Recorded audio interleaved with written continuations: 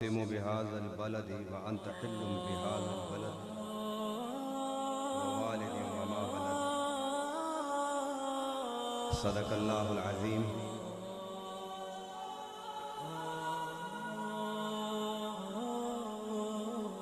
اللہ تعالیٰ کی توفیق سے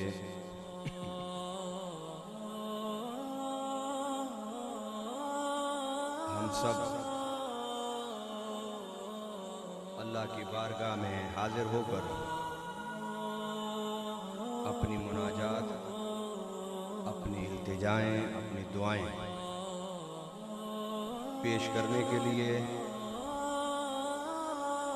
حاضر ہیں، اور اللہ تعالی ہماری اس حاضری کو اپنی بارگاہ میں قبول فرماتے ہوئے ہمارے دنیاوی اور اخروی سارے دکھوں کا مداوع فرما دے۔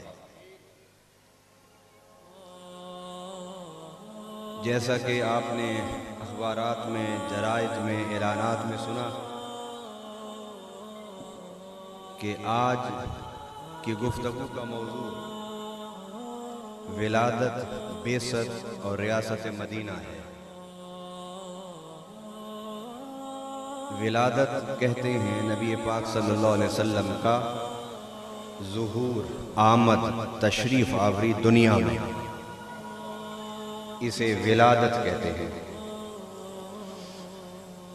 اور ولادت سے پہلے قرآن و سنت میں حضور صلی اللہ علیہ وسلم کی تخلیق کا ذکر ہے کہ اللہ تعالیٰ نے اپنے پیارے حبیب کو تخلیق کب فرمایا۔ تخلیق کے حوالے سے کہ بنایا کب۔ تخلیق کا معنی عدم سے وجود میں اللہ کب لایا، نیست سے ہست میں۔ تو حدیث مبارک میں ہے، میرے آقا صلی اللہ علیہ وسلم نے خود اس کی وضاحت فرمایا کہ اللہ تعالیٰ نے سب سے پہلے اپنے نور سے، اللہ نے اپنے نور سے اپنے نبی صلی اللہ علیہ وسلم کے نور کو تخلیق فرمایا۔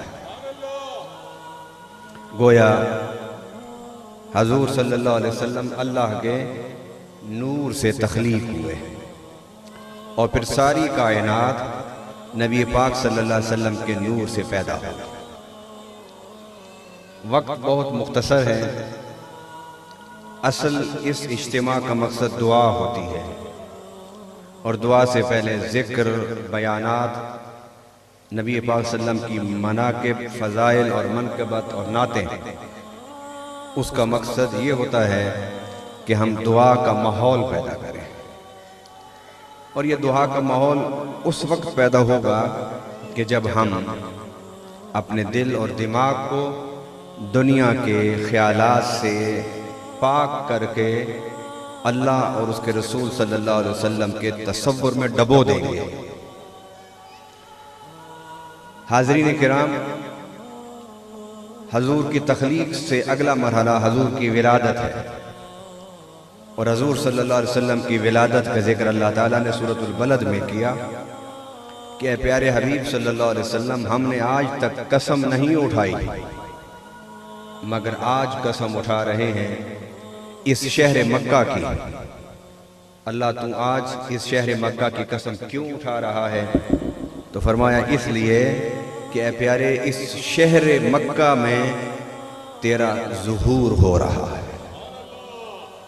تو گویا حضور کے قیام، حضور کا ظہور، حضور کی جلوہ گری شہر مکہ میں جب ہو چکی، تو اللہ تعالیٰ نے اپنے پیارے حبیب کے ظہور کے بعد شہر مکہ کی قسم اٹھائی۔ علماء کرام و مفسرین اعظام نے اس مقام پر لکھا کہ اس آیت میں حضور صلی اللہ علیہ وسلم کی ولادت کو اللہ نے بیان فرمایا۔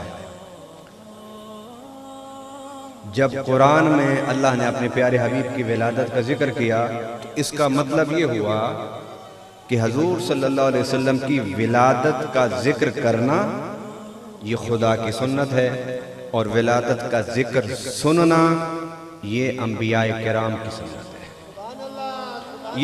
یہ کسی مسلک کی ترجمانی نہیں ہے، نہ کسی خاص گروہ کی ترجمانی ہے، یہ جملے جو میں نے آپ کے سامنے رکھے یہ قرآن اور حدیث کا خلاصہ ہے۔